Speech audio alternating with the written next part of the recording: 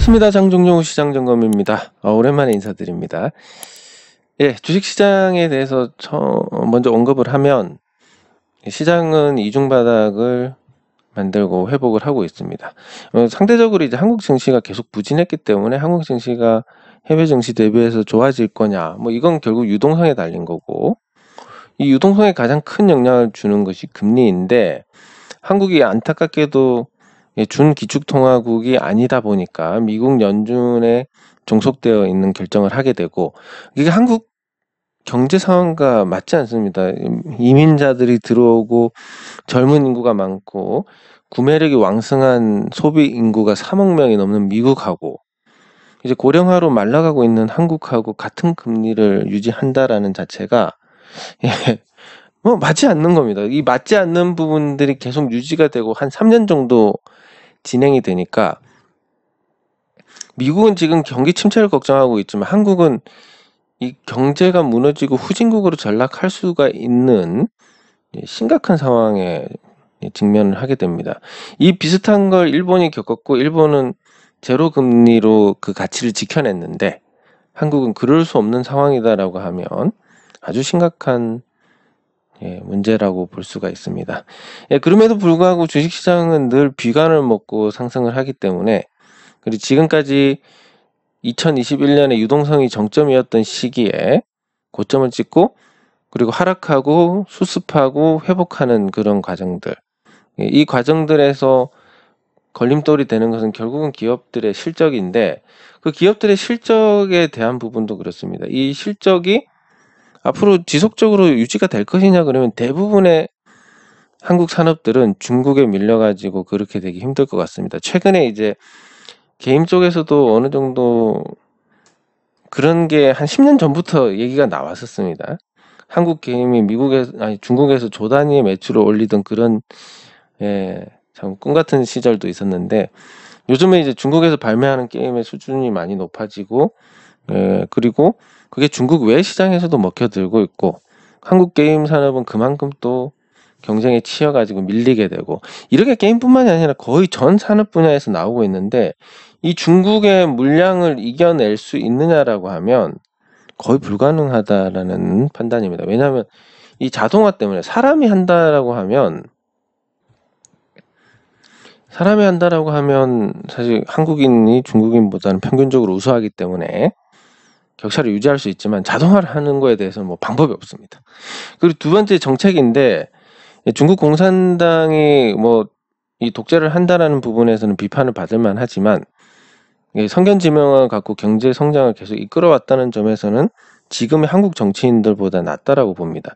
그러니까 더 많은 인구, 더 많은 국토를 기반으로 해서 자체적인 내수 시장을 갖고 있는 중국이 자동화를 통해서 그 중국 특유의 불량률을 줄여나가면서, 그리고 중국 정부의 정책이 그런 투자를 장려를 하고 개선시켜 나가는 방향으로 긍정적으로 작동하고 있다는 부분에서 한국의 미래가 굉장히 암울하다. 그래서 아무리 봐도 제가 소극적으로 다루는 이유가 뭐 당연히 뭐 바빠서도 있고, 또 혹자는 애정이 떨어진 거 아니냐 이렇게 생각하실 수도 있겠지만, 그게 아니라 과연 진짜 주식 투자를 계속 해야 되느냐에 대한 거. 우리가 이제 거의 3년을 쉬다시피 했는데 3년 동안 제대로 된 투자에 대한 언급이 없었고, 사실 주식시장에 빠지기는 잘 빠졌는데 부동산에 물리는 바람이 좀 아쉽게 됐지만, 근데 이게 과연 앞으로 한국 자산시장 전반에 걸쳐 가지고 어떤 현상이 일어날 것인지에 대한 정리를 지금 하고 있습니다. 제가 뭐 제 의견이 당연히 뭐 맞다는 보장은 없지만 그런 정리 작업을 하고 있고, 그 정리 작업을 하면 제가 자료를 올릴 예정입니다. 그 자료를 올려드릴 텐데, 그게 여러분들께 도움이 될 거냐 안 될 거냐에 대한 부분을 또 고민을 하면, 이거는 되지 않을까라는 생각을 하게 됩니다. 왜냐하면 앞으로 이제 자산시장이 어떻게 될 것인지에 대한 부분들을 다루고 있는데, 사실 이 불편한 진실은 아무래도 다루지 않게 되는 경향이 뚜렷합니다. 그러니까 지금까지 한국 그래서 그런 얘기를 많이 들어보셨을 겁니다. 경제가 나쁘다. 도대체 언제 좋았느냐 경제가. 예, 그 부분에 대해서 아직까지 88 올림픽 이후로 그 경제가 좋았다는 적이 없습니다. 예. 그러면 도대체 어떻게 된 거냐라고 하면 사람들이 과거에 제일 좋았던 시점을 기준으로 얘기를 하느냐, 뭐 그것도 되지만 실질적으로는 우리가 가처분 소득 기준으로 1996년이 최고였습니다. 그러니까 이 시절 이후로 거의 한국은 30년 가까이 후퇴를 해왔다라는 겁니다. 서민들의 생활에 한정하긴 하지만. 그래서 30년 동안 이런 후퇴를 했다는 일에 대해서 아무도 언급하지 않습니다. 이걸 몰라서 그런 건지 아니면 알지만 뭐 말해봤자 뭐가 달라지느냐, 불편한 진실을 말할 필요가 있느냐, 이거일 수 있지만, 근데 이게 이제 곳곳에서 1996년이 우리가 제일 잘 살았다라는 부분에 대해서 우리가 이걸 얘기하는 사람이 없듯이, 마찬가지로 국민연금이 얼마나 빨리 고갈이 될 것이고 한국 자산시장이 시장 기능을 상실해 나가고 있다는 부분들, 이런 거에 대해서 언급이 없기 때문에 저라도 그거를 언급을 해야 될 것이다. 제가 왜 태양광에 미쳤냐면 이 무너져 내리는 대한민국에서 유일하게 사람이 투자를 해서 사람답게 살 수 있는 그 대상이 태양광밖에 없기 때문에 그렇습니다. 그러면 이제 뭐 간단하게 지금 정리를 하고 있는 내용들에서 일부만 다뤄보자면, 뭐 요런 내용들을 이제 쭉 정리를 하고 있습니다. 그래서 요게 이제 앞으로 많은 도움이 될 것인데, 그 중에서 국민연금 고갈이란 부분에서 보면 2028년으로 예상이 됩니다. 그러니까 그 국민연금 고갈이 뭐 2050년이다 하는데 2028년 정도면 고갈이 아니라 이 기금이 감소를 하기 시작합니다. 국민연금의 총 그 설정액이 감소하기 시작하면 이때부터는 자산을 팔아 나가야 된다라는 건데, 이게 2040년 정도다라고 예상을 하고 있지만 일반적으로는 굉장히 좀 부정적으로 봐야 될 것 같습니다. 2040년의 기준이 출산율이 1.2라는 거고, 이것조차도 2043년에서 동일하게 그냥 3년이 줄었습니다.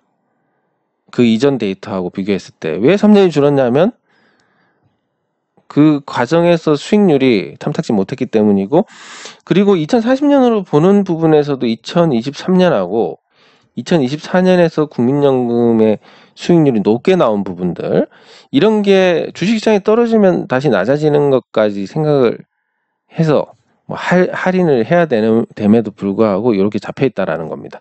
근데 출산율은 1.2에서 0.6이 됐고 앞으로 개선될 가능성이 없고, 또 여기에 하나가 빠진 게 뭐냐면 실업률입니다.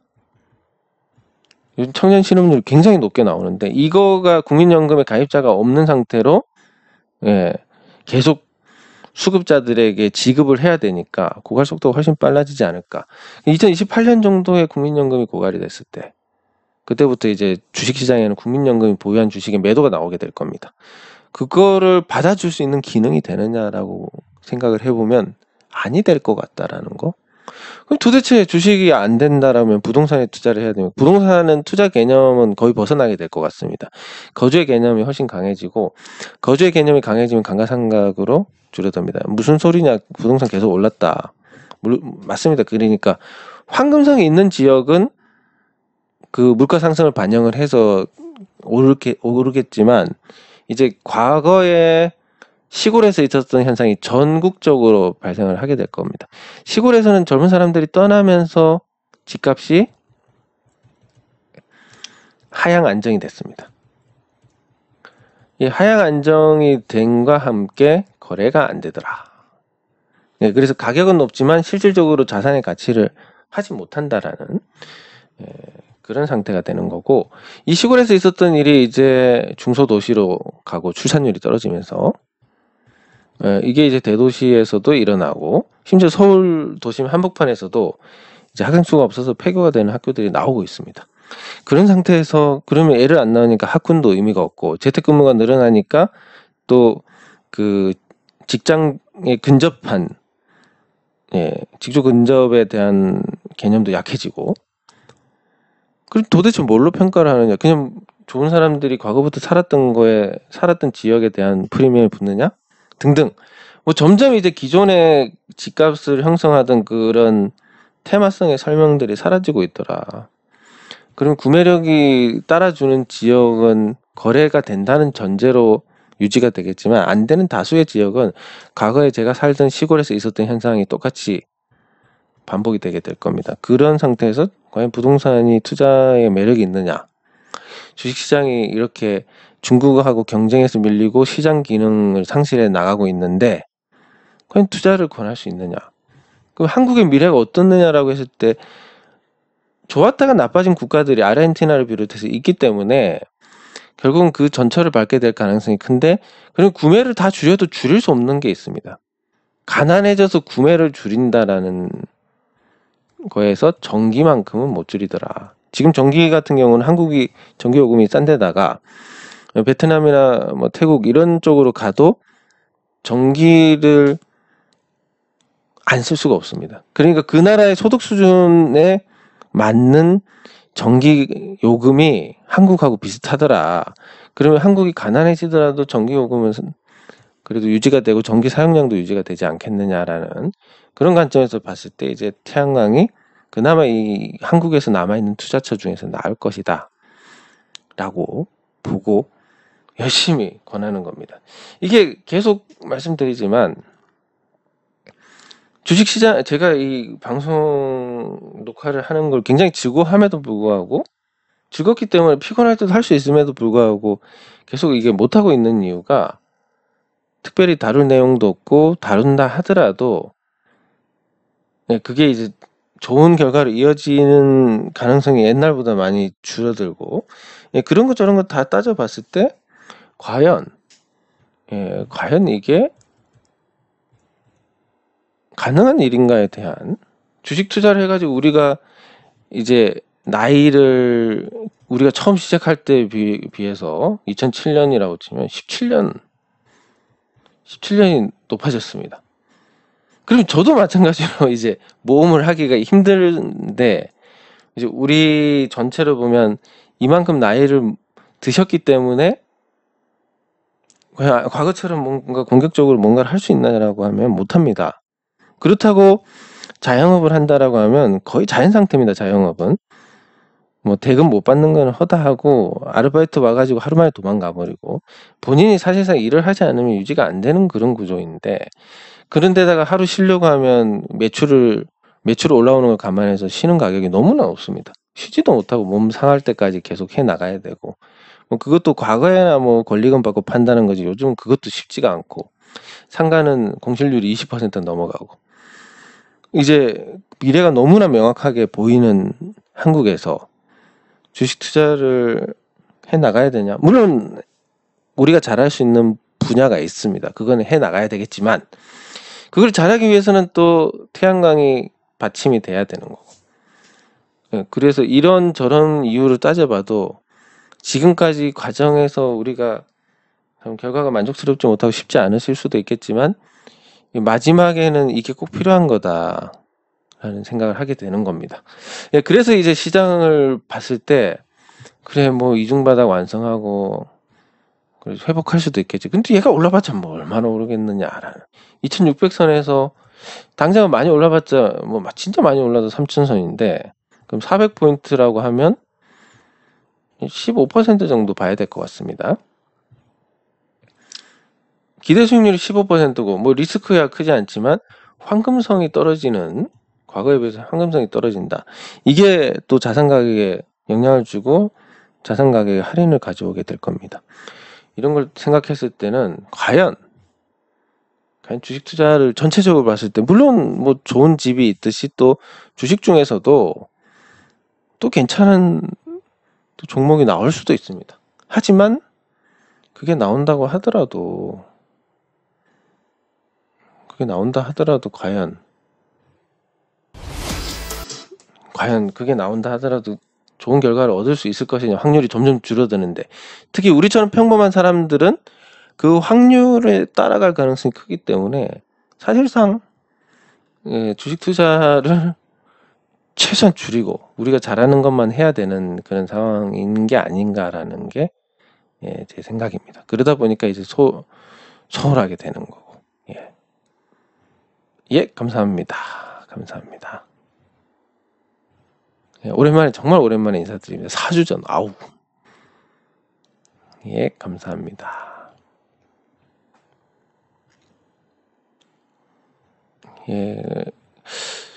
그러니까 참 앞으로 점점 나빠지는 상황에서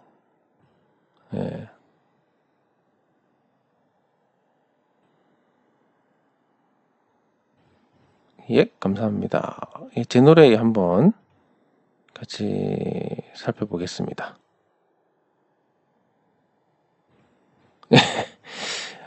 참 이 자사주가 신탁이 있고 자사주 매입이 있는데 대부분 신탁을 하기 때문에 사도 그만 안 사도 그만입니다. 그런 게 있는데 한번 오랜만에 같이 살펴보는 걸로 하겠습니다. 감사합니다. 감사합니다. 너무 오랜만에 인사를 드립니다. 제가 이제 요즘 드는 생각이 제 몸으로 때우는 건 이제 한계가 왔다. 진짜 어느 정도냐면 이게 의미가 없습니다. 제가 너무 열심히 해요 이렇게 인정받고 싶은 마음도 없고, 하지만 그냥 있는 그대로 말씀드리면 어느 정도냐면 전화를 받고 뭔가 메모를 한다든지, 아니면 전화를 못 받을 상황이면 못 받습니다라고 문자를 드린다든지, 이 부분에서 메모를 하다가 다른 전화가 옵니다. 깜빡해서 놓치게 된 거, 문자 두드리는 사이에 전화가 옵니다. 그러다 보니까 하루 종일 전화를 받는 게 일인데, 현장이 여러 군데가 돌다 보니까 여기서 뭐가 없다 저기서 뭐가 없다 하면서 이렇게 이제 또 이걸 제가 모르면 안 되니까 다 거쳐서 이렇게 처리를 해야 되고, 그리고 실무 서류 작업도 오전에 오후에 이렇게 물론 이제 오후 내내 한 8시간 다 전화벨을 울리는 건 아니지만 보통은 9시에서 10시, 그리고 점심시간에 많이 옵니다. 12시에서 1시 요 시간대, 그리고 끝날 때 4시에서 5시 요런 거 하면 이렇게 하고 중간에 일 처리하고 이러다 보면 번아웃이 와버립니다. 그러면 이제 저녁에 서류 작업을 해야 되는데 쉽지가 않습니다. 이런 상태다 보니까 녹화를 하는 부분에서 소홀했는데, 그래도 우리가 좋은 방향으로 가기 위해서는 계속 한 분이 보시더라도 계속 이걸 남겨놔야 된다. 그런 생각입니다. 그러면 제 노래를 한번 같이 살펴보면,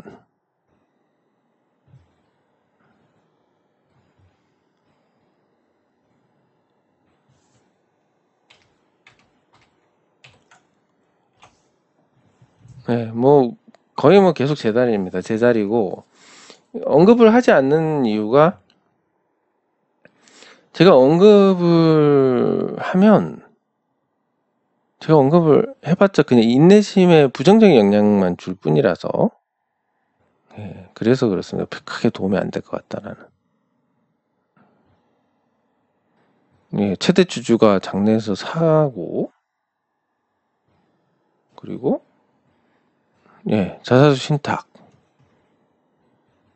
계약을 해가지고 40억치를 사겠다 라는데, 이 신탁은 문제가 뭐냐면 상황 보고 안 산다라고 해도 그만입니다.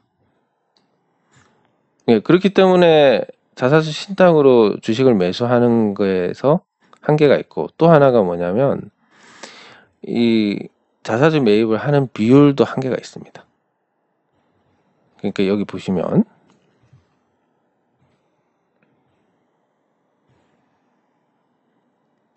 이 기관 투자자들의 매수, 이게 자사주 신탁이라고 보시면 되는데, 요거랑 같이 보시면 9월 6일을 제외하면 9월 6일조차도 일시적으로 넘었는데, 이게 거래량의 3분의 1 이상, 30% 이상 못 사는 걸로 그렇게 되어 있습니다. 그러다 보니까 매일 거래량에 비례해서 사다 보니까 거래량 작은 중소형주들은 자사주 신탁을 해도 실제 기간 내에 못 삽니다.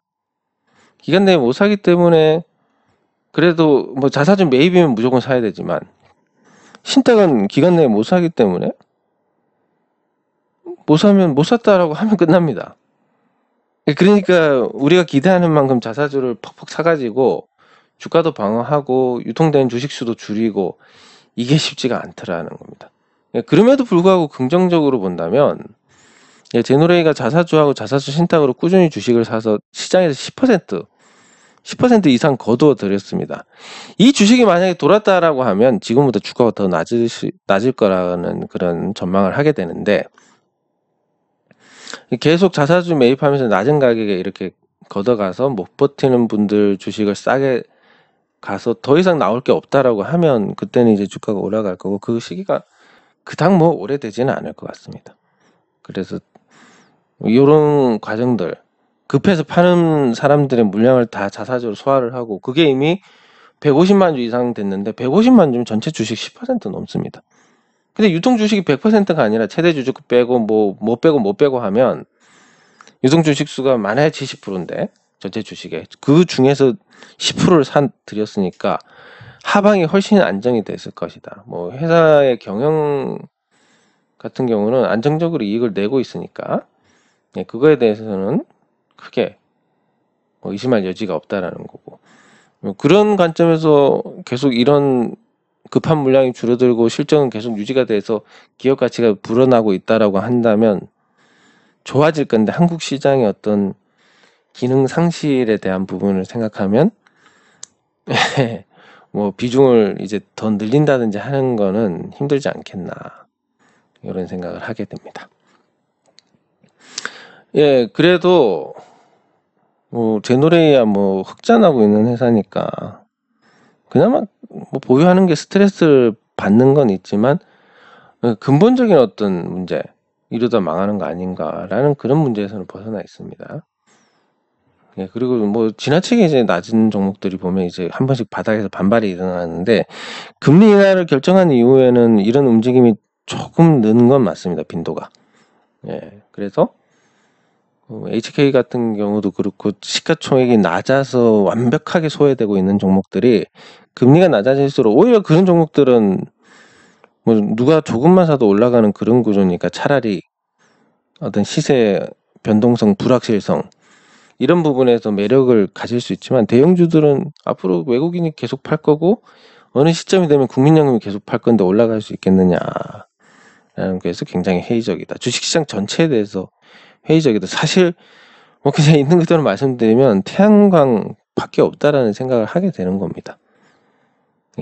후진국들도 전기요금 비싸도 쓰니까 한국이 후진국으로 전락한다 하더라도 이것만큼은 그래도 타격이 덜하지 않을까라는 생각을 가지게 되는 겁니다.